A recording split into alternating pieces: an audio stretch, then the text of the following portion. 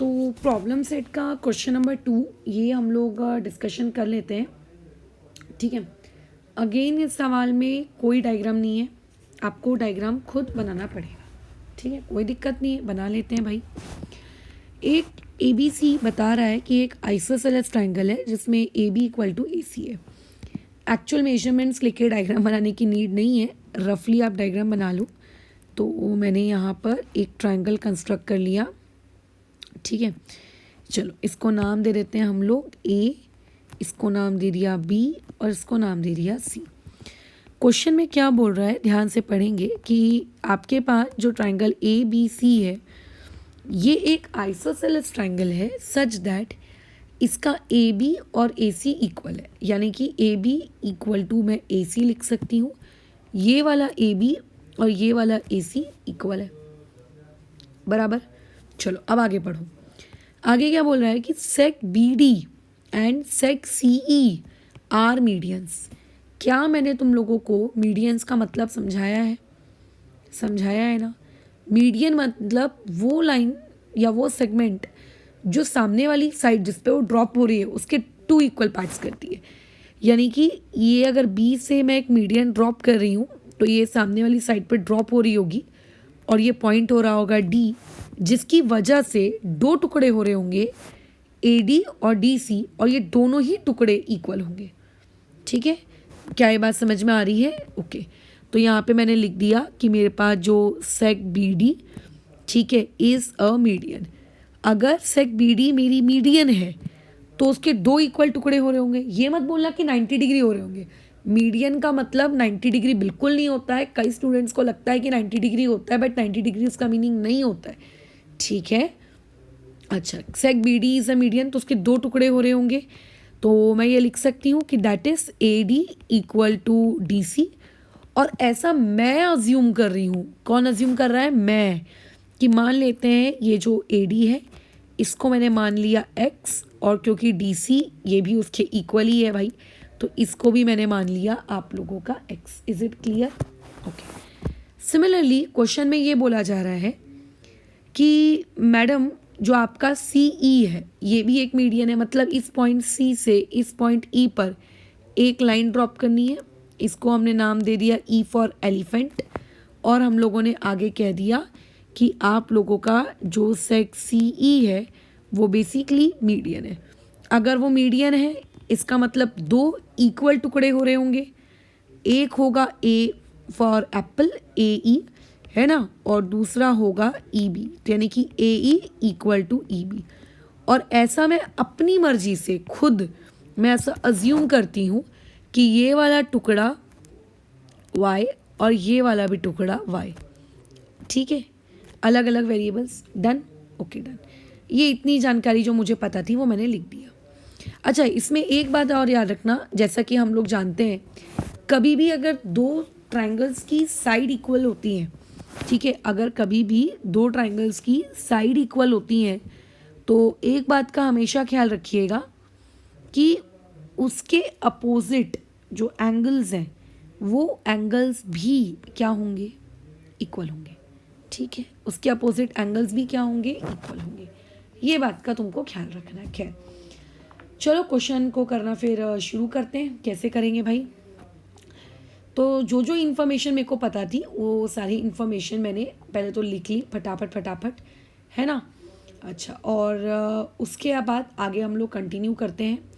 तो जब हम कंटिन्यू आगे किए, हमको अब टू प्रूव लिखना है, तो अब हम चलो टू प्रूव की तरफ देखते हैं। तो देखो टू प्रूव में क्या बोल रहा है कि आपको ये प्रूव करके बताना है कि जो 2 मीडियंस आपने ड्रॉ की, ठीक है, आपने जो 2 मीडियंस ड्रॉ की वो दोनों मीडियंस आपस में इक्वल है। ठीक है, वो दोनों की दोनों मीडियंस आपस में इक्वल है। ठीक है, आपस में बराबर, मतलब जिस साइड पे वो गिर रही हैं उसके तो इक्वल पार्ट्स कर रही हैं, बट आपस में भी इक्वल है। यानी कि बेसिकली जो तुम्हारा टू प्रूव है वो तुम्हारा टू प्रूव ये है कि सेक मेरा जो BD, ठीक है, इक्वल हो जाए किसके? सेक CE के। इस क्वेश्चन को प्रूव करने के लिए किसी कंस्ट्रक्शन की नीड नहीं है। ठीक है, बस बात खत्म। ये तुरंत हो जाएगा क्वेश्चन प्रूफ। ठीक है, तुरंत ये क्वेश्चन प्रूफ हो जाएगा। खैर, चलो तो शुरू करते हैं इस क्वेश्चन को प्रूव करना। सिंपल है, इजी है, फटाफट होने वाला है। Done, okay. चलो आगे बढ़ो, क्या आ जाएगा प्रूफ की तरफ। अब देखो ये क्वेश्चन ना नॉर्मल क्वेश्चन है, नॉर्मल कॉन्ग्रुएंसी से सॉल्व होने वाला क्वेश्चन है। कोई इसमें कोई खतरनाक हाइफन टू से आपको प्रॉपर्टी नहीं लगानी है। इसमें बेसिकली आपको ट्राइंगल्स जो है आपके उन्हें कॉन्ग्रुएंट प्रूव करना है। ठीक है, आपको इन्हें क्या करना है, कॉन्ग्रुएंट प्रूव करना है। ठीक है मैडम, कर लेंगे। अब देखो कैसे करेंगे, वेरी इजी। क्वेश्चन में आपको बोल रहा है कि A B equal to A C, A B और ए सी इक्वल है।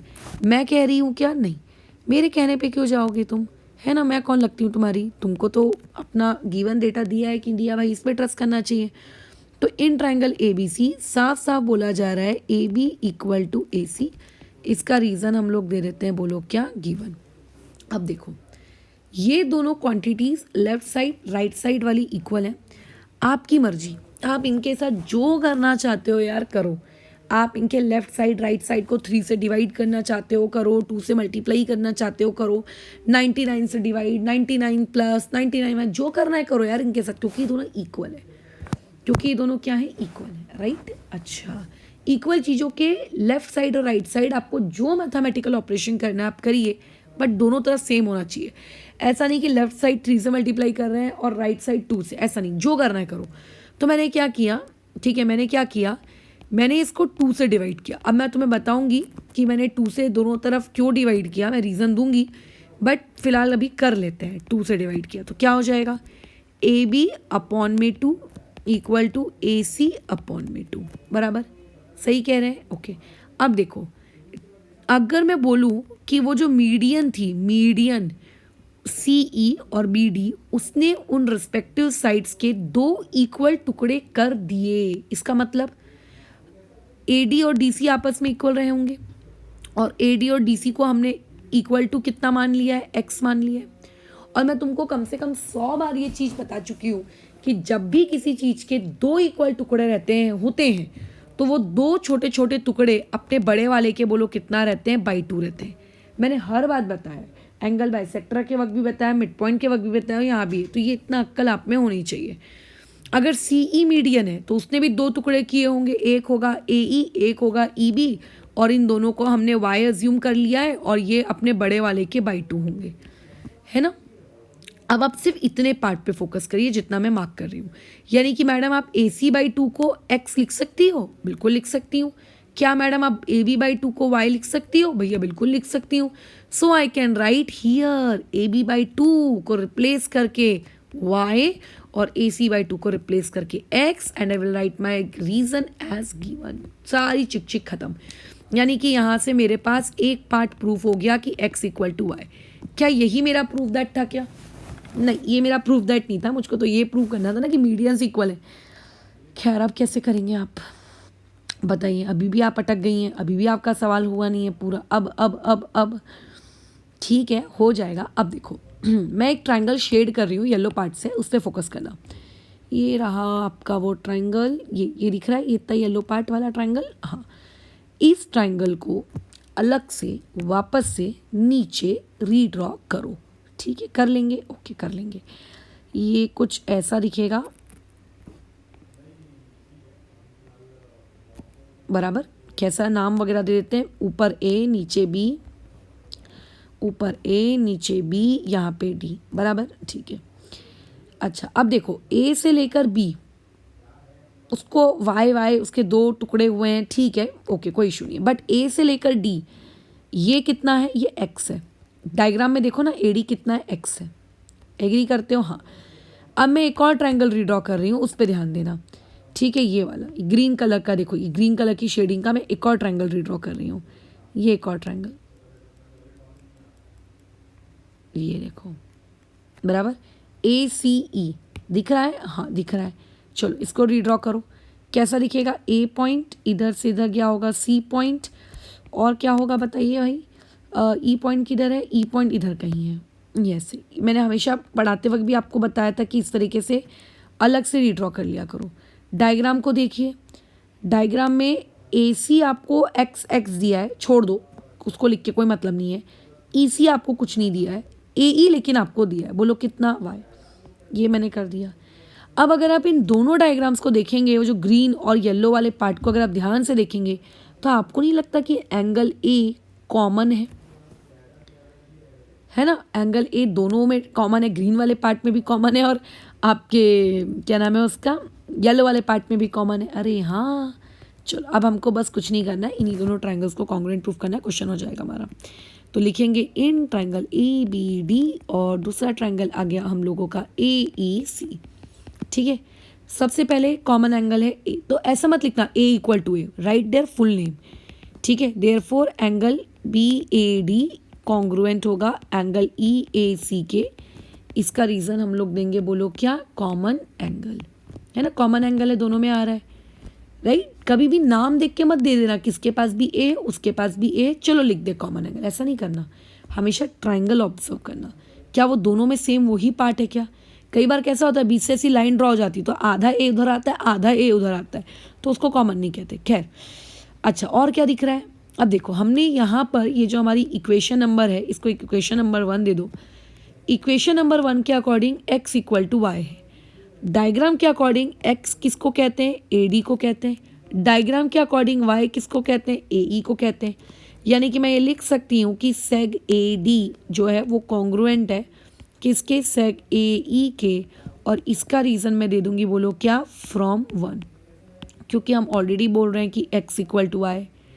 इसके अलावा सबसे इम्पॉर्टेंट जानकारी क्वेश्चन वाला आपको खुद चीख चीख के कह रहा है कि ए बी और ए सी ये दोनों आइसोसेलेस ट्राइंगल की साइड्स हैं, दोनों आपस में क्या है, इक्वल। यानी कि मैं यहाँ लिख सकती हूँ कि सेग ए बी जो है वो कॉन्ग्रुएंट हो जाएगा सेग ए सी के। तो हमने एक ये लिया और एक के बीच का एंगल लिया है ना। तो अब मैं क्या ये कह सकती हूँ बड़े गर्व से कि therefore triangle A B D congruent हो चुका है ट्राइंगल ए ई सी के, और इसका रीज़न है SAS टेस्ट। बट क्या क्वेश्चन वाले ने मुझको ट्राइंगल कॉन्ग्रुएंट करने के लिए बोला था क्या? नहीं, ट्राइंगल वाले ने तो BD इक्वल टू CE बोला है।